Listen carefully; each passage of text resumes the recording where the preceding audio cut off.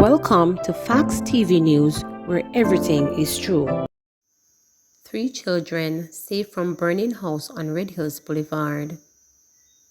Leeds Lennon thanked God for extending mercy on her and her family Monday evening as firefighters from Halfway Tree Fire Station put out a blaze that destroyed her 6-bedroom house and a home-based business run by herself and her daughter on Red Hills Boulevard in St. Andrew.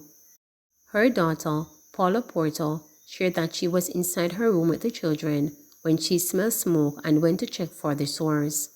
When she realized what was happening, she ran back into the room, grabbed the children, and escaped through a back door. "The devil is a liar," Lennon yelled, before relating that the fire started just after 5 p.m. on her veranda, where she had stored goods, such as clothing and plastic slippers. She tried to douse the fire with water, she said, but it spread quickly. "Me never see one fire blaze so yet. The mosquito destroyer turned over and catch the curtain outside. By the time I run out there, the city was on fire. I started to throw water, but the plastic zippers started to blaze and the fire just kept zooming into the ceiling," Lennon said. "The more we threw water, it went up into the ceiling. I never see something escalating so fast before. We had an online store, and I sell downtown too. Me come in and the mosquitoes were plenty in the house, and I clean out the house," she explained. "Me I try to be strong. We don't know where we're going to sleep tonight," she said. Lennon told reporters that her daughter has just bought supplies including diapers and baby food for her 2-year-old son, but those all went up in flames. According to Lennon, the house was valued more than $40 million and the goods over $1.5 million. Brutal, suspect on the run after ex-lover hacked to death. Up to late Monday afternoon, the Trelawney police were seeking a man in connection with the brutal murder of his ex-lover, who was hacked to death on her yam farm on Monday morning. The deceased has been identified as 41-year-old farmer Garcia Williams, affectionately called Julie, who lived in Mendestown, Trelawney. Police report that about 9:15 a.m., Williams had an altercation with her ex-lover while she was working on her farm. It is alleged that Williams ran after she was attacked by the man who was armed with a machete, but she did not get far before he caught up with her and used the weapon to inflict a single chop wound to her neck.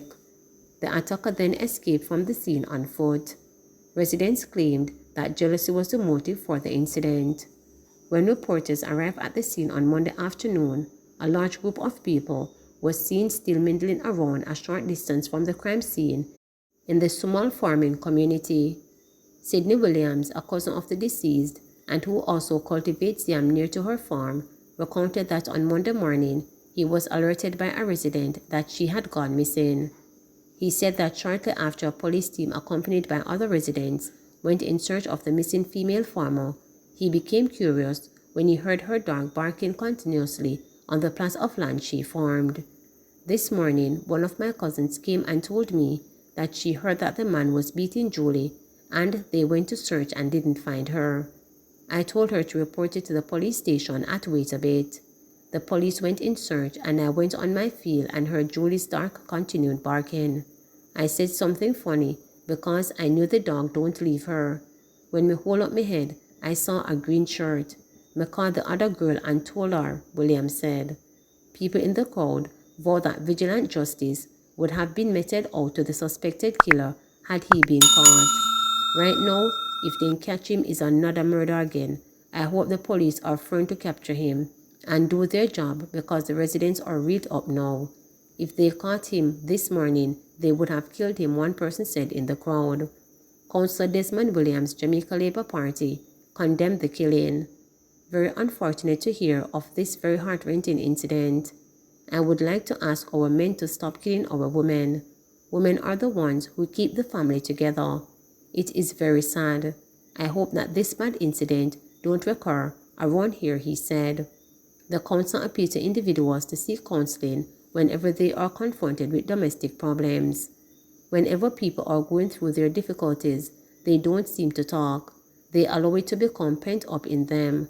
And when they can't hold it any longer, they tend to take it out in these kind of ways and forms, said Simit. "I think the community elders, family members, JPs should be able to see when their loved ones, their family members are going through these things. Normally, these things don't just happen overnight. You hear a man having a problem with his woman and you see him acting strange and depressed. I think family members, church people, leaders in the community need to start playing active roles in trying to counsel these people. Talk to them once they know they are going through problems, he said.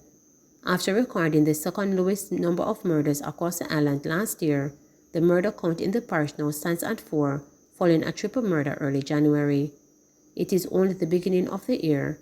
We were the second lowest parish where murders were concerned last year, and to see this, we got a triple murder in the north, and now this is one in the south.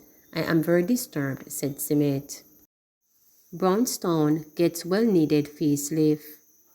The ongoing $40 million facelift this town is receiving is expected to be completed by March, but its impact is expected to last a lot longer. I want Brownstone to be a legacy in terms of Jamaica's 60th independence celebration. This town has been left for decades without any form of improvement to the condition, said Minister of Local Government and Rural Development Desmond Mackenzie. The most obvious sign of the initiative so far are the colorful bricks being laid on the town sidewalk, which once were mere concrete.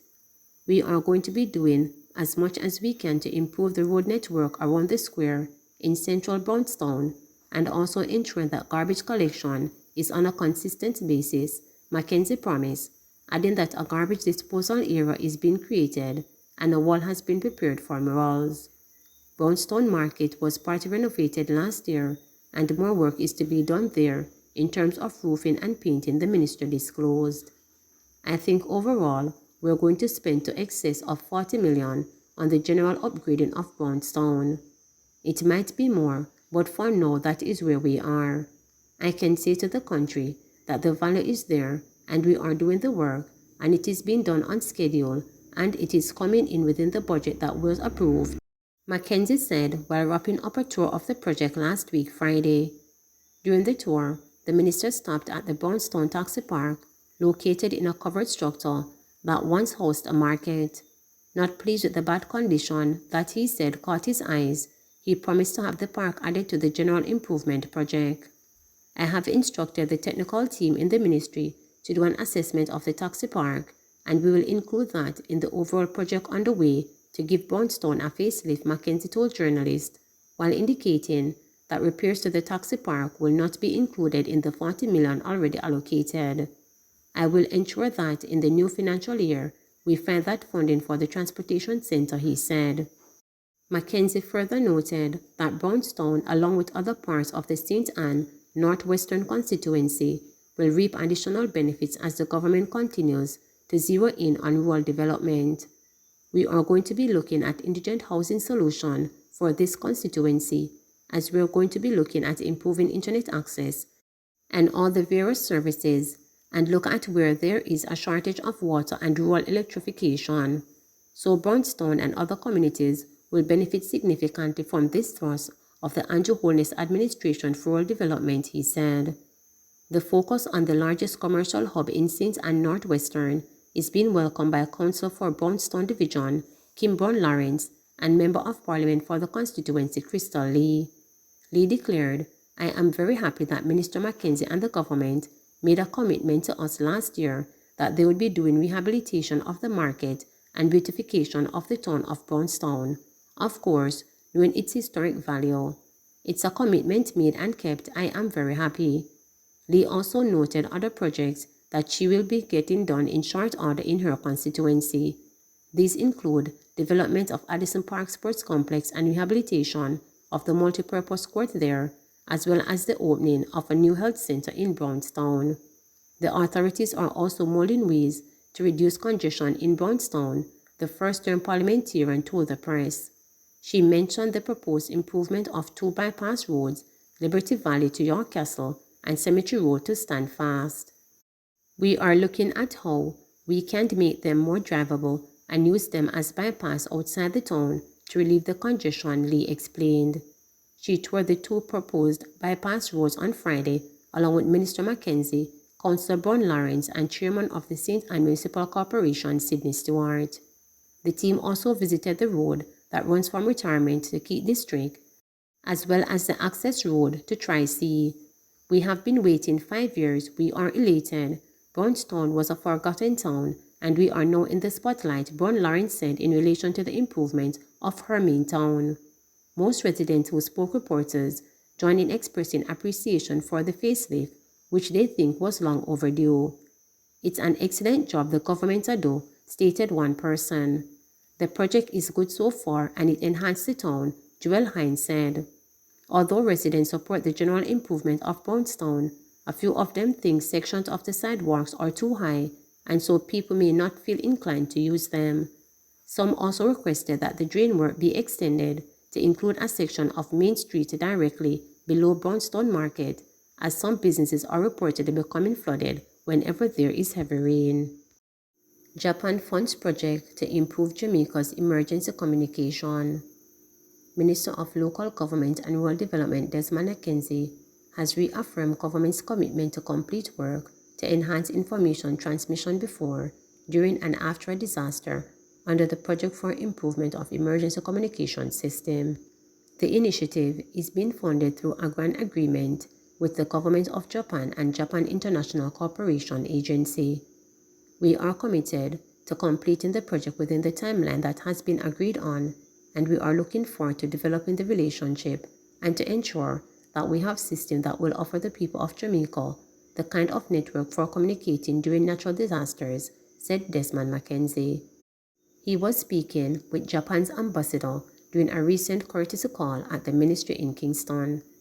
The project for which a grant agreement was signed in April 2017 aimed to improve Jamaica's emergency communication system through the procurement of equipment and other imports. It will provide an infrastructure and platform to facilitate timely and effective communication between government agencies and first responders during an emergency. As part of the undertaking, consultations were held with various stakeholders in the emergency communications, including the military, police, firefighters, health authorities, and engagement with the most vulnerable communities island-wide. With Cabinet's approval of a bidding document earlier this month, Minister McKenzie said that work will now continue towards the project's completion. The Government of Jamaica, as obligated by the agreement, has already concluded the rehabilitation of the repeater sites and identified the locations for installation of the procured equipment. This is a welcome part of our resilience and capacity building, and it will put us in a much better position at the completion of the project for us to be able to offer the kind of disaster response that is required for a country like Jamaica. We would not have been able to effectively and efficiently do that without the input and support of the Japanese government, McKenzie stated. The Japanese ambassador assured the minister that we are ready to work closely with you and your staff in order that the project can be finished within the period expected, adding that he anticipates further collaboration between the two countries in the area of disaster risk reduction. Like Jamaica, Japan is also an island state, and we suffer from natural hazards, and we are very happy to share with you our experience and to learn from your experience, as this exchange is very useful, he said.